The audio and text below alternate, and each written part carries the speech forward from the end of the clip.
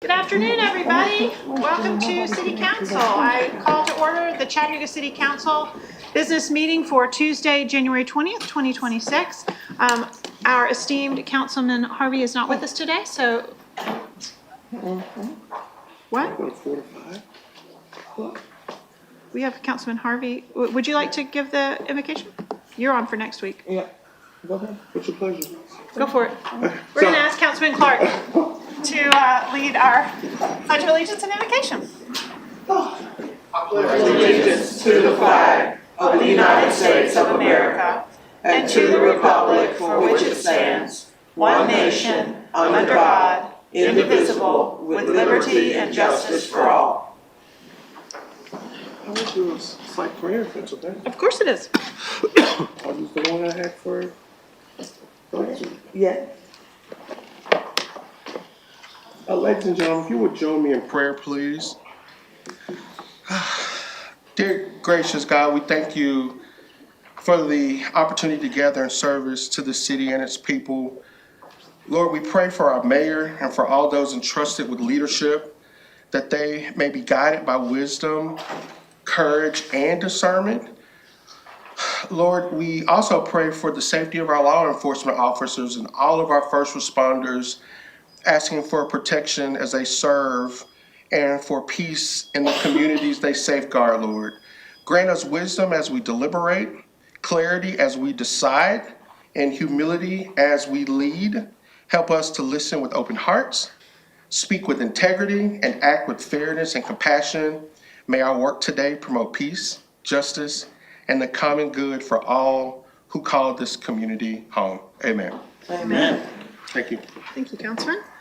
We do not have any special presentations today. Council, can I get a motion on approving the minutes? So moved. All right, Council, we have a motion on the floor to approve the minutes with a proper second. I'm going to have the minutes stand unless I have any objections. All right, minutes will stand. Okay, Council, let's take a look at today's proposed agenda items. We have one wastewater item on final reading, and we have several planning items on final reading. These are items B through H, districts 9, 7, 4, and a couple of changes to section 38. I intend to take those as a package unless anybody has an issue and needs me to pull any of those. Looks like right now our board is clear, so I will take that as we are good to go, taking that as a package. For ordinances under first reading, we have two planning items in District 6. Councilwoman Burrs? Thank you, Madam Chair. Item A, I don't see the applicant here. We're still working on a special exception with regard to this planning item, so I'd like to defer this one. Let's defer it to, let's see, what's the date today? Sorry, today's the 20th. How did that happen already? I don't know what. No, I need a little more time. I'd like to defer it for 60 days, please. Okay, so So that would be, in lieu of counting to 60, I'm going to say March 17th. that sounds great. Okay. And then item B, I'm going to make a motion to approve, but we have some conditions for that matter, and I'll be reading those conditions. Is the applicant here? Okay, the applicant was going to be here. If the applicant is not at the meeting, then I will want them here to approve those conditions. We've already discussed it, but I'd also like to get their verbal okay. So provided that the applicant is here, we'll have some conditions that that I'll be reading at the time that we put this for a vote. Okay. And does our attorney have a copy of those conditions already? He helped me make a couple tweaks, and I'll make sure that he has the final copy for the file. Great. For the record. That's terrific for the record. Thank you very much. Thank you. Council, we do not have any resolutions on the agenda for today. If you want to jump over and take a look at purchases, we have 3 purchases on our agenda requested for today. And we also have one sole source purchase. Hit your light if you've got any questions about any of the purchases. All right, seeing none, we're going to jump back over to next week's agenda. Next week, we will have a Parks, Public Works, and Wastewater Committee. We will also have an Education Committee. We are going to move the discussion of the landscape architects ordinance out of the Parks and Public Works agenda because it's in section 38, which is a planning and zoning item. However, it has not been heard by legislative, and I've gotten word from Legislative Chairwoman Knoll that we can do a legislative meeting on February 3rd. So, Madam Clerk, if you'll please adjust our schedule accordingly and add that committee, please, for legislative. We will also have the Education Committee meeting with a Head Start program update and 311 update. We will have some items potentially on final reading, and we have some ordinances under first reading. Please hit your light if you've got any questions or comments about those. The item in District 2 is still pending some consideration from RPA, so I'll just wait to hear from you guys on that. Okay, moving into resolutions. We have a resolution, Council, for an economic development allocation to the Chattanooga Airport. And this is something that we haven't seen in the last several years, and so I'd like to invite representatives from the airport up to speak to this briefly, please.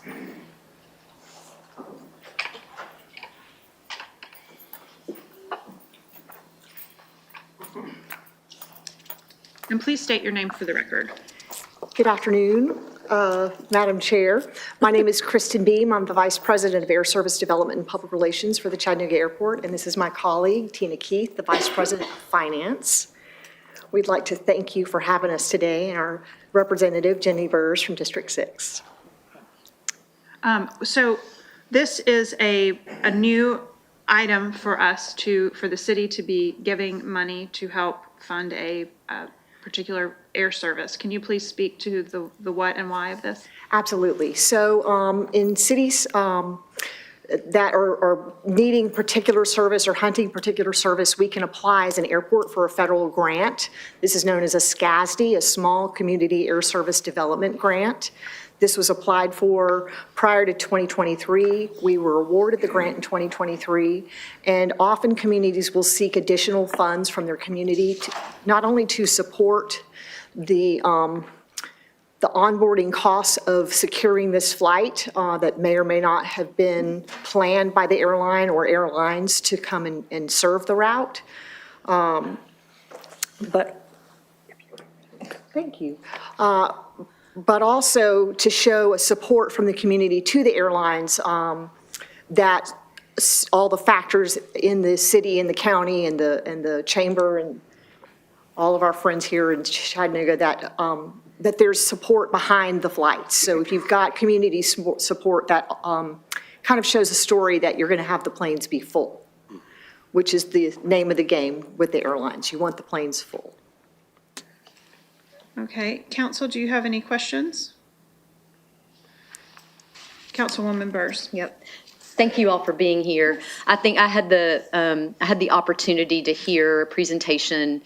Councilman Clark and I were at a community meeting. It was an education session, not an opportunity to deliberate, but where the head of the airport did provide some information on, I think this particular flight, I think it would be important to understand why Houston, maybe, just if you could just enlighten everyone just a little bit on why Houston, and how does the funding work? Because that was an education for me when April Cameron explained how that funding source works. We're really not paying the airport to be here. It's more of a subsidy, if I understand it correctly. You are correct, absolutely. Okay. If you could go just a little further into that, that might be helpful. So the SCASD was earmarked either for Houston service or Denver service. And we've met regularly with many airlines on our speed dates that we go to these conventions throughout the year.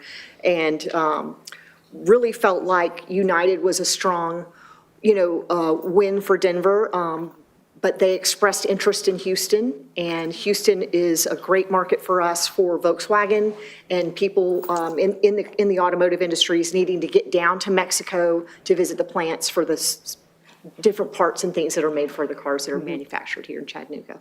And so they felt like that was a good business case. We had Houston service years and years ago.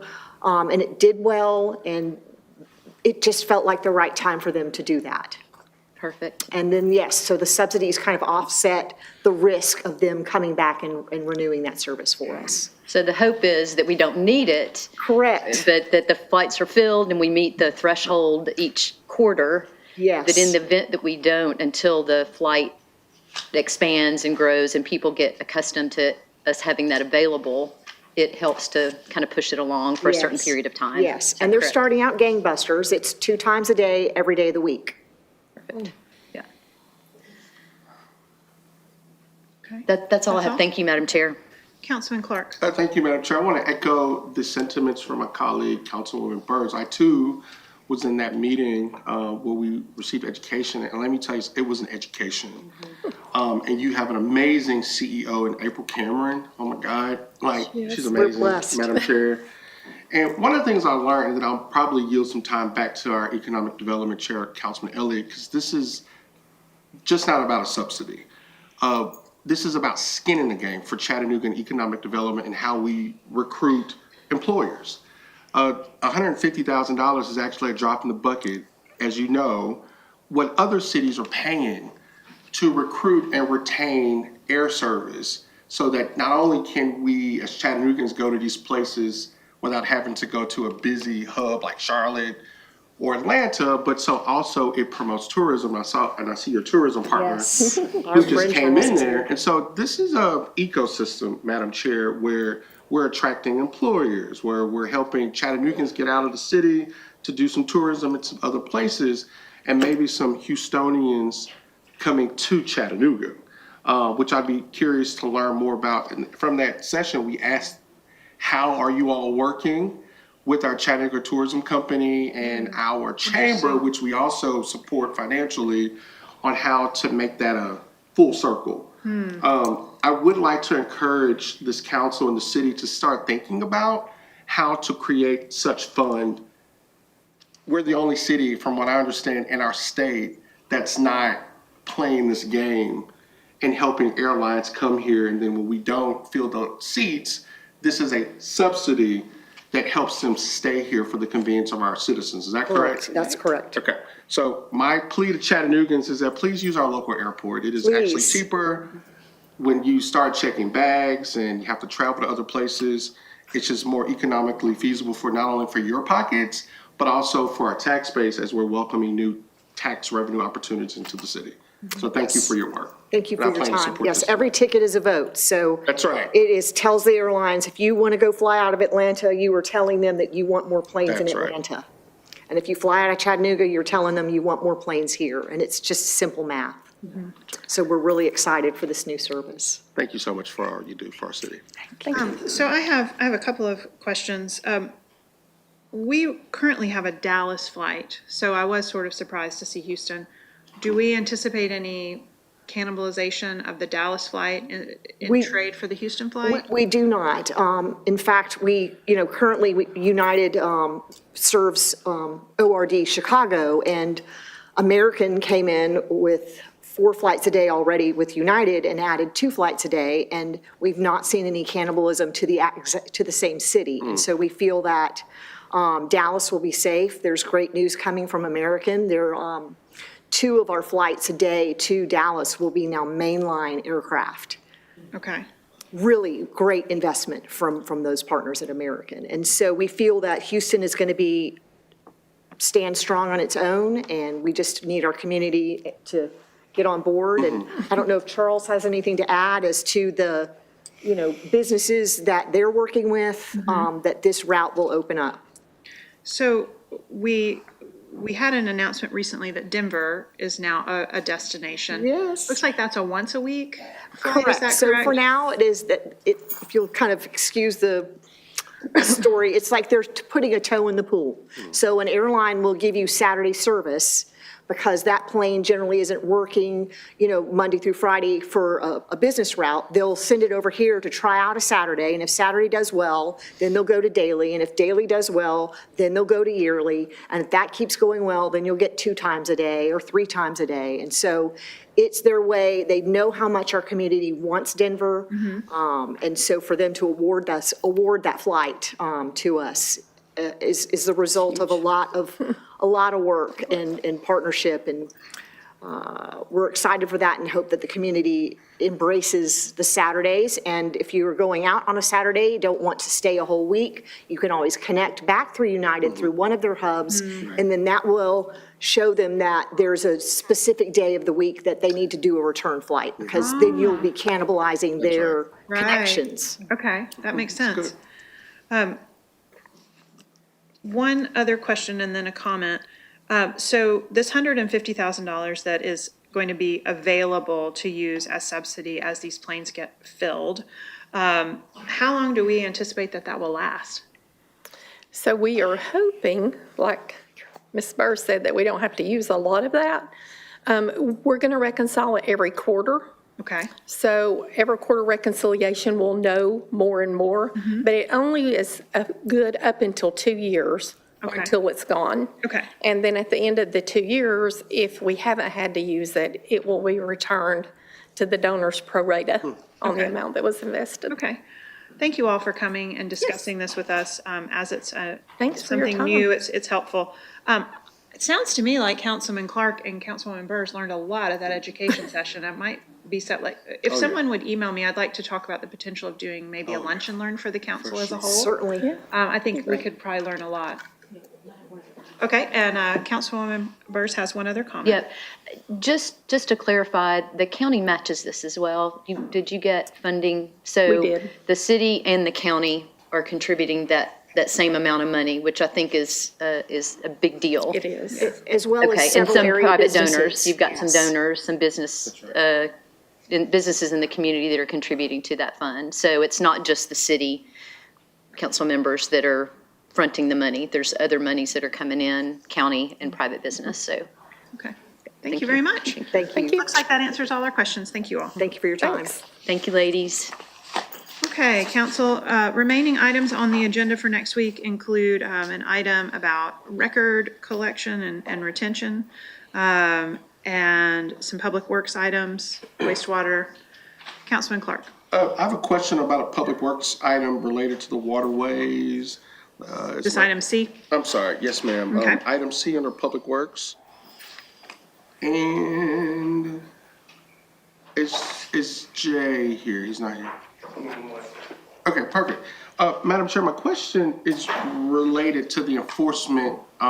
We did a presentation in City Council on this, and I have raised concerns regarding not issues with waterway program or with the agreement with waterways, but just the enforcement portion of this and what is enforceable in accordance with our current city code that allows participants in this program to allow their native grasses to go over 10 inches. And I just needed clarity to make sure that in that enforcement mechanism, that when we're voting on this, I guess next week, is that correct? That not only are we voting for the $192,000 to go to Waterways program, which I think is a great program, but are we also adopting the enforcement mechanism in that as well? Because that's not in the language of the resolution. The enforcement language is actually already included in a section of city code. And so that portion, because the city code section regarding overgrowth includes an exemption for properties that are participating and are compliant with this program. And so basically a homeowner must comply with city code as it's written with the 10-inch standard, unless they are in compliance with this separate program specific to their individual property. And so that particular section, that's the reason why there's no enforcement language. This agreement with Waterways is an administrative and project management or program management of the overall program to recruit and educate and bring participating residents that want to into the program, and then to go through and do the evaluations and to work through what that looks like. And if they become non-compliant, then at that point, if they're not compliant with the Rain Smart Yards program, then they would be subject to the ordinary city code statute. There were new code enforcement processes adopted in this process that goes out with the homeowner's agreement. Does that have to be approved by city council, or is that something? No, sir, that's just an administrative. It's part of the agreement that each homeowner signs as they participate in the program. Because I want to be clear, I was told something different, that we simultaneously had to approve the waterways contract along with the new enforcement guidelines that will be sent out to participants in the Rain Smart program. I will double check. Double check on that with the administrator, please, because Yes, sir. I was Be glad to. told that the reason that we are waiting to enforce those new guidelines is that it needed to be brought before city council. Okay. And again, I want to be on the record in saying that my issue is with the equity and those of us who choose not to be a part of Rain Smart, which is not a knock on Rain Smart. I think if you want to do that, it's a great program that helps mitigate flooding on how those native plants absorb some of our stormwater. But if you are a resident who chooses not to, you have to be in compliance with the 10-inch growth. And the exemption has been made for Rain Smart programs. And I think that that raises an equity issue. And in some cases where there's not proper enforcement, it could also cause an eyesore, which is what some of the complaints have been in my district regarding Rain Smart program, which is why we had to implement some new guidelines with enforcement, because we had people who were doing the native plants, but we were not properly enforcing it. So my concern is, and there might be some remedy, Madam Chair, and to the rest of the council, is that how do we bring that program back into compliance with our city code with the rest of our residents? So just want to say that on the record in our discussion agenda session today. I'll be glad to get with Mr. Wood about that. Okay, thank you so much. Yes, sir. Stick with us for a sec, Bill. Councilman Elliott. No, I think mine is a little bit shorter and broader. I've got a lot of emails about this one and calls. I want my folks to hear this over the next week so it can kind of put you at ease. I am supportive of this, so you don't have to stress out as quite as much. This is a great program. I'm looking forward to being continued. I think Councilman Clark made up some good points about what does this larger enforcement look like, and this is something we're just working on in general, but at least District 9 residents, we're okay on this one, so just want to point that out. It's a great program. Okay, thank you very much. Thank you, Bill. Thank you. Okay, council, that brings us to the end of that 3-week agenda. Please take a look at our future considerations. Madam Chair. You've got a question? All right, go ahead, Councilman Elliott. I have one, it's a very broad question, sorry, circling back. It is about our air pollution control board. They're presenting in February, correct, ma'am? Actually, we have asked the Air Pollution Control Board to be here today to talk with us about this item. Okay, great. So if you are here from the Air Pollution Control Board, please come on up and talk to us about your item. And that's where the 10 inches is, and it exempts it out. If we don't know what is approved.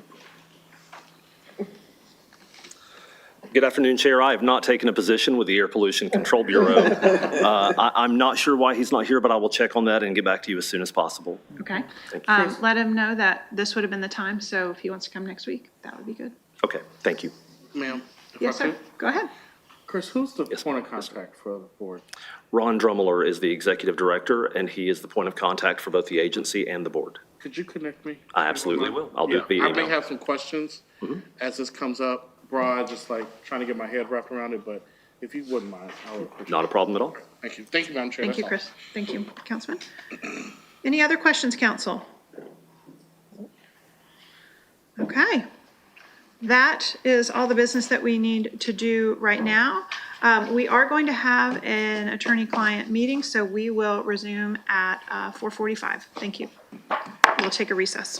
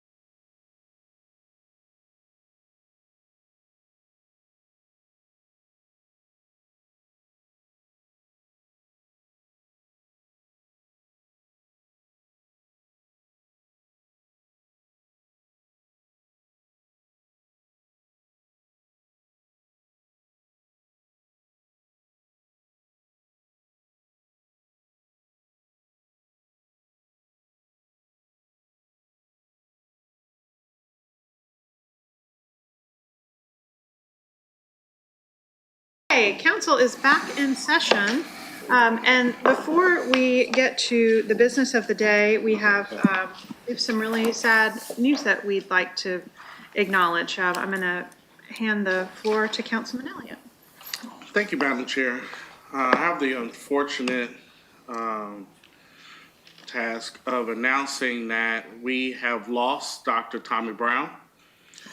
If you do not know Dr. Brown, she was a giant for this community.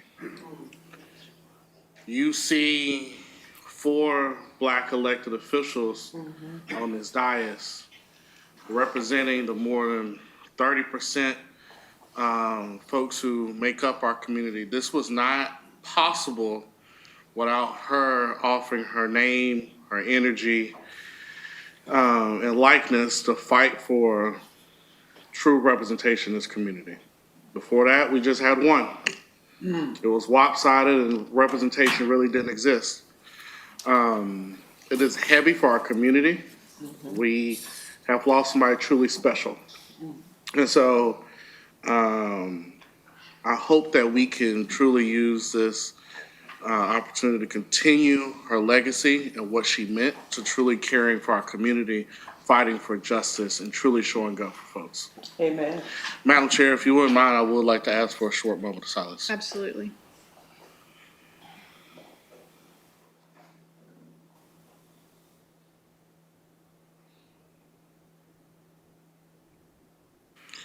Thank you.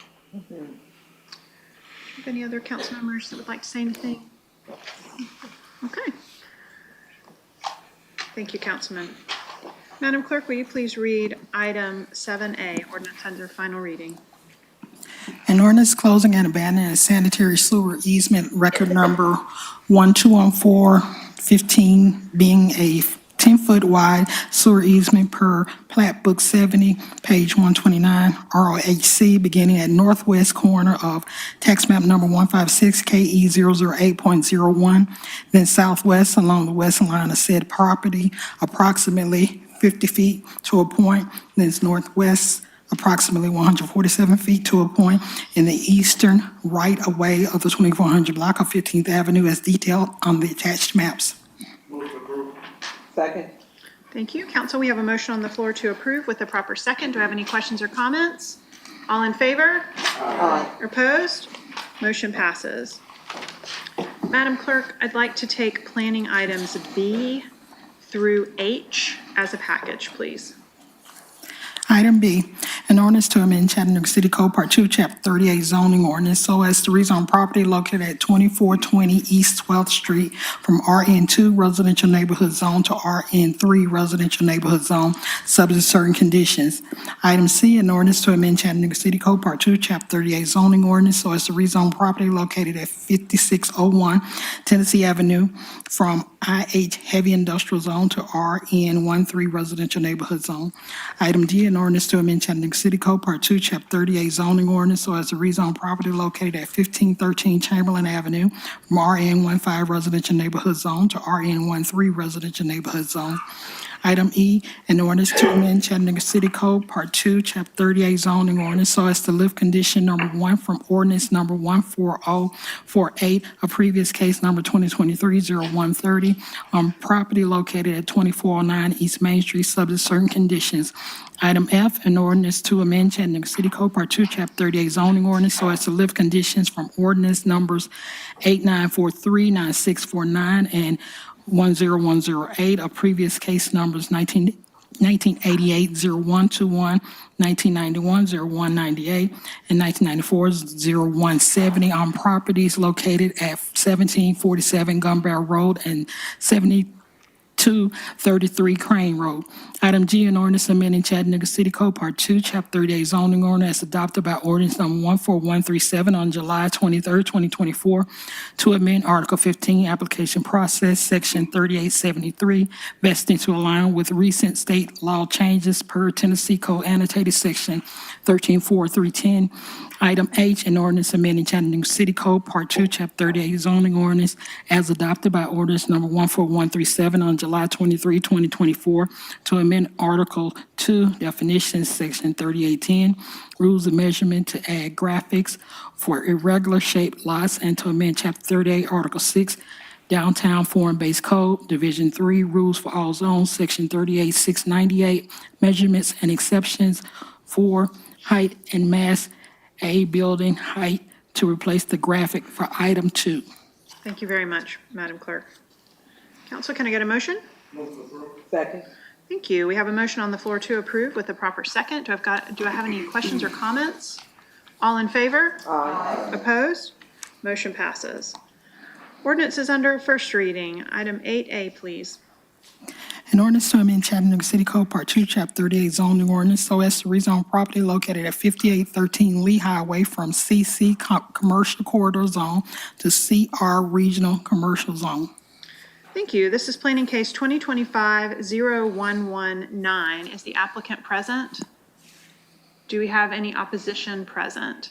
Councilwoman Burrs, this is in your district. Yes, thank you, Madam Chair. I'd like to, we're working on a special exception for this that has to do with this zoning request.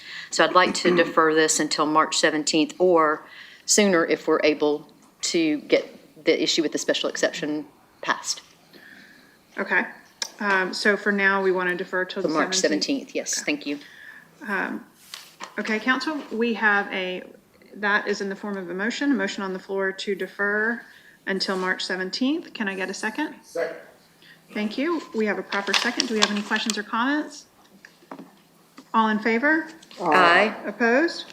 Motion passes. Item B, please. An ordinance to amend Chattanooga City Code Part 2, Chapter 38 zoning ordinance so as to rezone property located at 5920 Pine Grove Trail from RN3 Residential Neighborhood Zone to IL Industrial Light Zone, subject to certain conditions. This is planning case 2025-0186. Do we have an applicant present? Thank you. Do we have any opposition present? We have none. Councilwoman Burrs, this is in your district. Yes, Madam Chair, I'd like to make a motion to approve with 4 conditions. I'd like to read those into the record, please. I have reviewed this with the applicant, and he is agreeable to it. Okay. So the first condition is the planned parking lot will use an honest street address. The rear access on Pine Grove Trail will be limited to cars only for the planned parking area.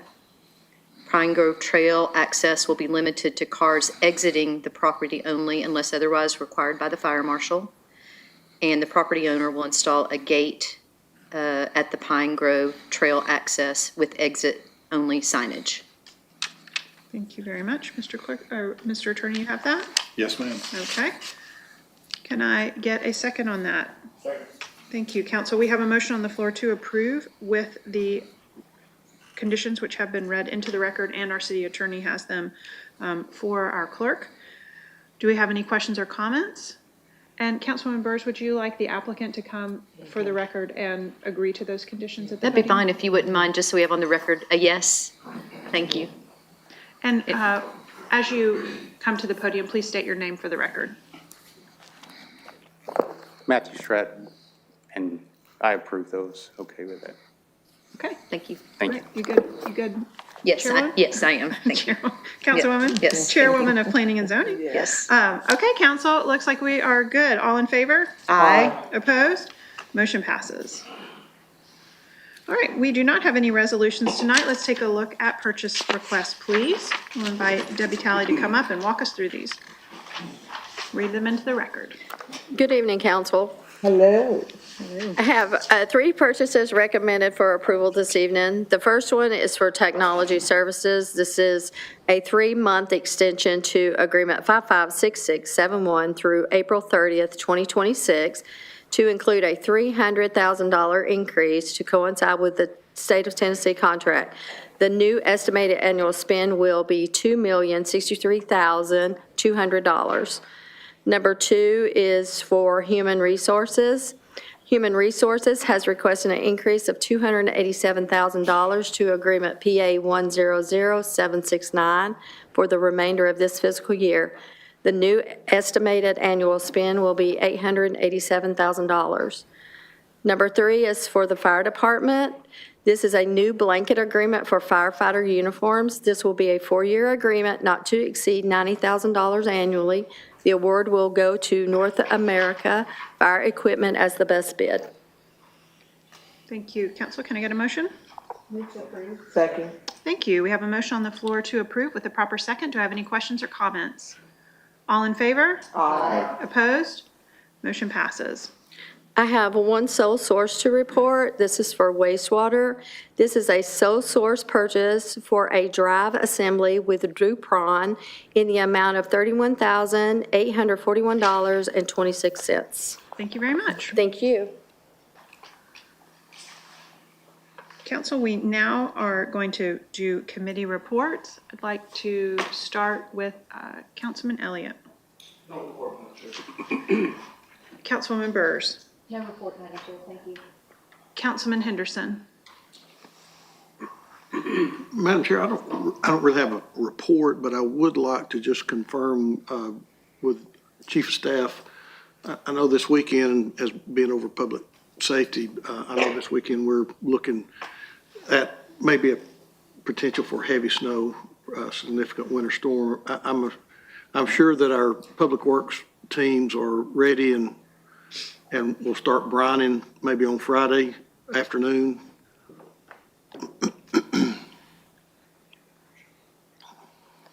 Thank you, Councilman Henderson. Kevin Roy, Chief of Staff for Mayor Kelly. Yes, we are tracking the developing weather event that is anticipated for this weekend. There's an emergency operations briefing that's going to be happening that, of course, we will have a presence at, and that's going to largely inform. But generally speaking, our Public Works Department will be ready. Okay. And I expected that they would be. I just wanted to make sure that we had that out for the public. Yes, sir. Appreciate it. Thank you. Okay, thank you. Councilman Davis. Thank you. So next Tuesday, we will have a meeting of the Parks, Public Works, and Wastewater Committee. And at that time, the administrator for Parks and Outdoors, April 1st, will be giving us a presentation of the annual report from the Parks and Outdoors Department. So we look forward to that. Thank you very much. Councilman Clark. Thank you. I don't have a committee meeting, but regarding community development, we will be suspending our committee meetings for February, and will resume in March. But I am hosting a community meeting on the topic of North Brainerd zoning and land development on February the 2nd, which you can see on the flyer above you. If you have any questions or would like to attend, you're more than welcome to email me, which is on the screen. And I welcome my fellow council members to join me. If you'd like to talk about some amazing zoning cases that we have resolved and that we're working on in the North Brainerd area. Terrific. Thank you. Vice Chairwoman Knoll. Thank you, Madam Chair. I don't actually have a report, but I do like to try to give a shout out to those that do great things in the Great District 8. So I wanted to say thank you to Kevin Robertson, who is the owner of Worldwide Protected Agency, for the donation to the Avondale Center for the water, the chips, the cookies, and the snacks that he does on a regular basis. They are just so happy to receive them. So thank you, Mr. Kevin Robertson. Thank you very much. Lovely note to end the meeting on. We have now reached the point in our meeting where we are happy to recognize people who are here that would like to speak to the council. If you're here and you'd like to speak, please line up at the podium and listen while our attorney reads the rules, include the district number. Yes.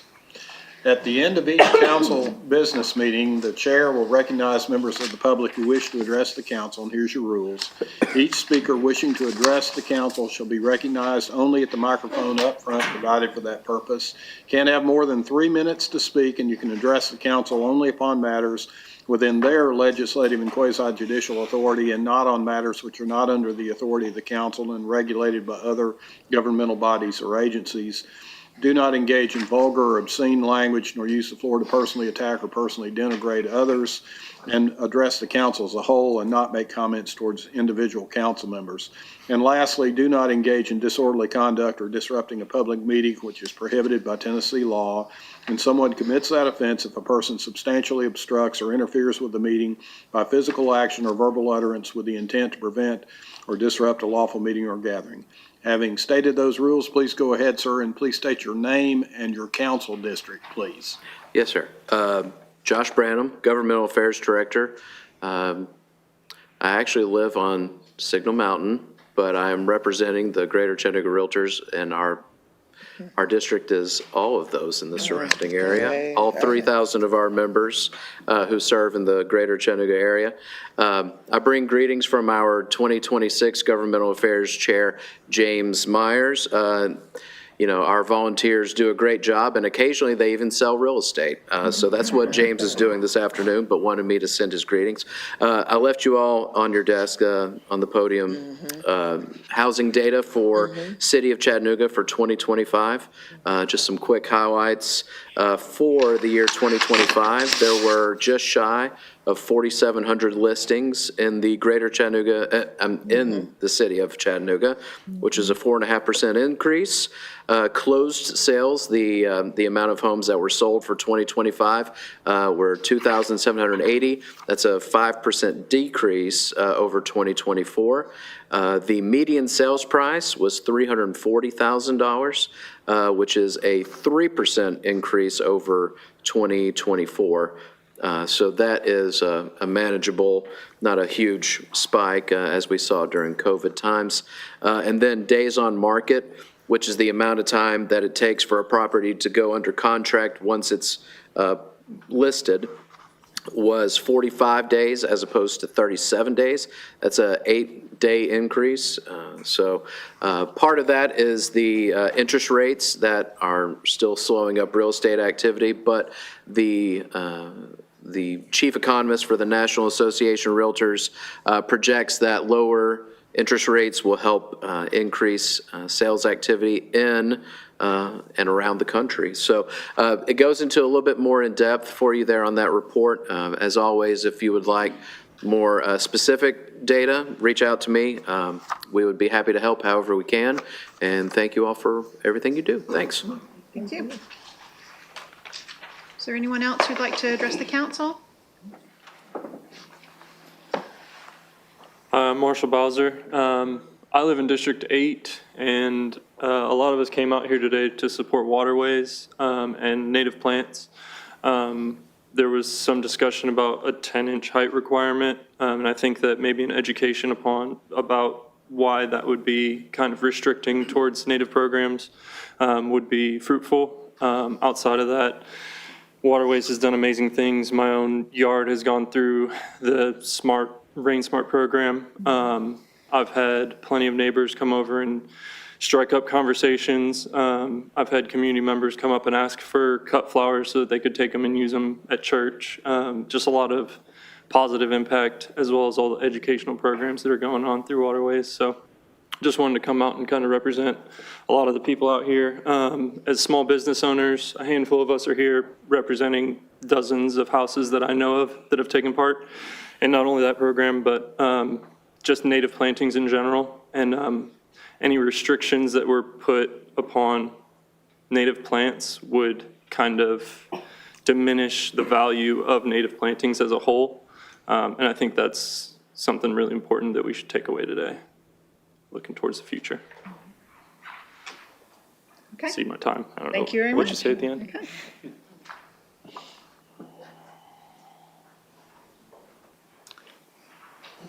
Madam Chair, members of the council, Helen Burns Sharp, District 7, representing accountability for taxpayer money.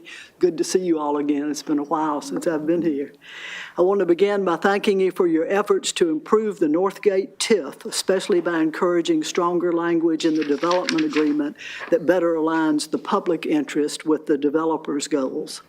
I've been following Chattanooga's use of tax increment financing for about 14 years as a citizen. Tonight, I'm not here to talk about one project. I'm here to talk about what comes next. Chattanooga currently has a strong mayor form of government. In practice, that often means that the council is asked to react to proposals that arrive largely fully formed. While the mayor proposes projects, this council sets policy, and policy is where lasting change begins. When public dollars are committed through a TIF for 20 years, you are not just deciding for today's budget, you're making promises on behalf of future councils and future taxpayers. That's something worth taking a little extra care with. That's why I'm asking you to strengthen the TIF policies now, rather than trying to fix things after the decisions are already made. ATM is asking you to consider modest amendments to the city's 2023 TIF policies, not to slow development, but to make future TIFs clearer, more transparent, and more predictable for everyone. One idea is simple: ask the hardest questions earlier. Before a TIF reaches this dais, momentum is already strong. We're suggesting that the TIF policies require a written staff report addressing basic questions up front. These questions might include what public benefit justifies taxpayer participation, how much public investment is appropriate, are there better tools than a TIF for a project, what are the long-term effects on the city's tax base, is there a redevelopment plan, and are important site features like waterways, hillsides, trees, or historic resources being thoughtfully addressed. These are not anti-development questions, these are good government questions. We're also asking that council have a clearly defined role in reviewing development agreements before they go to the Industrial Development Board. This important document governs accountability and community benefits for up to 20 years. By strengthening these policies now, you can make future TIFs better, not just for developers, but for taxpayers, neighborhoods, and the long-term health of the city. You have the authority to do that, and I hope you will. Thank you for your time, your service, and for listening. Thank you, Helen.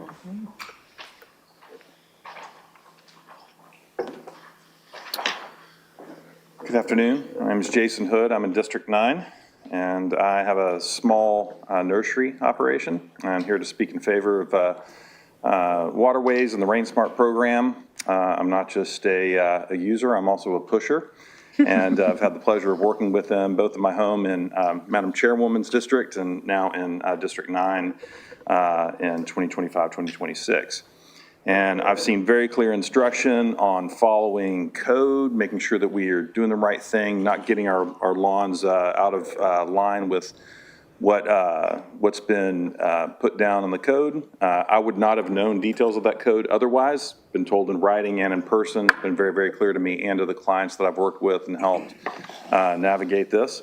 This is a great way to help our community be healthy, ecologically healthy, and just a great opportunity to make sure that we're not doing things with invasive species that are really all too common still in the nursery industry. And doesn't take you very long to go down the street and see something in someone's yard that could be a real problem in our forests and the like. So I'm really encouraged by this program. I think good things are happening with it, and would encourage you all to support it.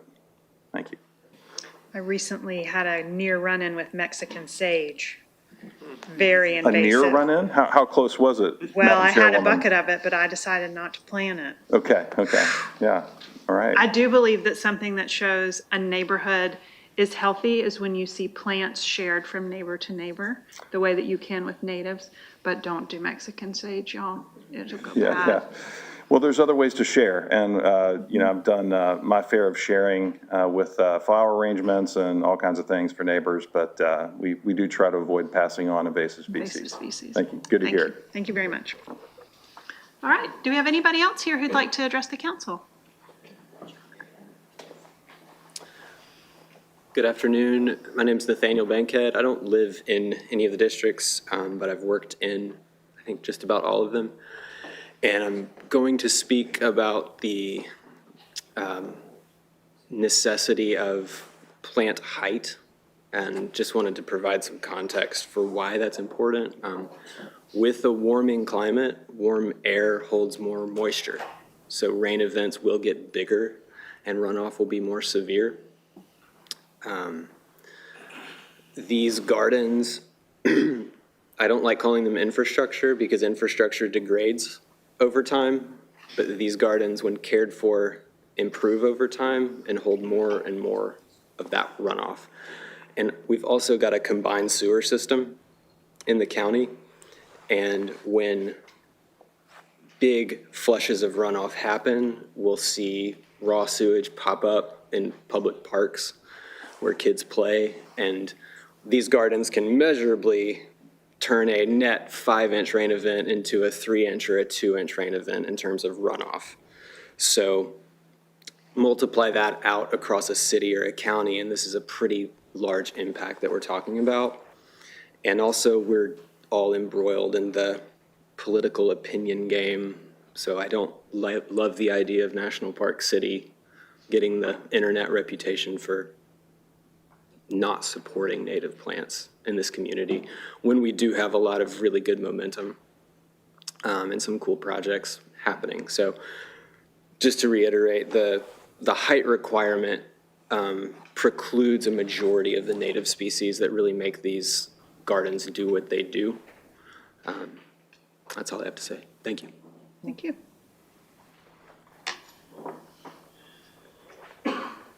Nanette Palvula, and I'm in District 9. I am wanting to speak in support of waterways programs. I moved here because of the great outdoors. And so when we became part of the national parks, that was one of the things I was excited about. Oh, I'm going to be part of that. I initially got into the Rain Smart program through the yards and went on to go ahead and do 2 rain gardens that during the 6-inch rain held, and I could look out at my neighbors and see flooding, and I didn't have any flooding, and my rain gardens held for that whole rain. I was in the area where the highway flooded, so it was definitely in the thick of it. My neighbors now, I have wildflowers in the front. My neighbors stop and comment about the yard and saying how lovely it looks. I had people going out taking photos of all the bees. I definitely have plants that are over 10 inches because the native plants are taller than 10 inches. And also, when I initially moved in, I had gotten a citation on my lawn, even though it was not over 10 inches, a neighbor called it in. When you went out and measured it, I'm on a hill, but when you look at it from the road, it looks like it's over 10 inches. So if you're on a hill, if something that is not as tall will look even taller. So I think it's a great program, and the rainwater, as far as catching, I know that in my yard it made a huge difference, so I encourage it. Thank you.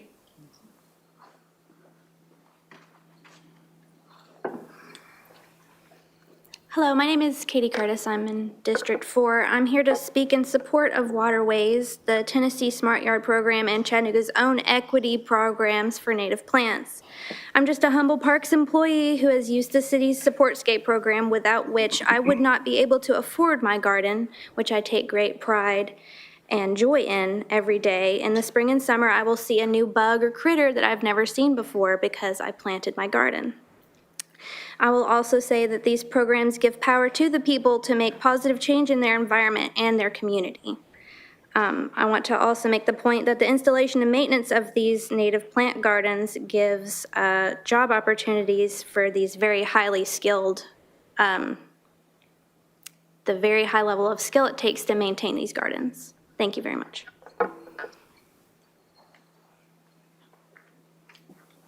Thank you. Is there anyone else who'd like to speak to the council? If so, please hop up. Okay, council, I'm seeing no other folks. Oh, okay. Hello. I wrote something here. Hello, good evening. This is my first time doing this, but yeah, I am the owner and lead researcher at the Buttonbush Farm and Nursery. We are also in support of the Waterways Native Plant Program. Could you tell us your name and your district also, please? For Yes, I'm in District 5. My name is Lotus. Lotus, okay, thank you. Yes, and as a native plant supplier, we've seen firsthand how this program has been beneficial.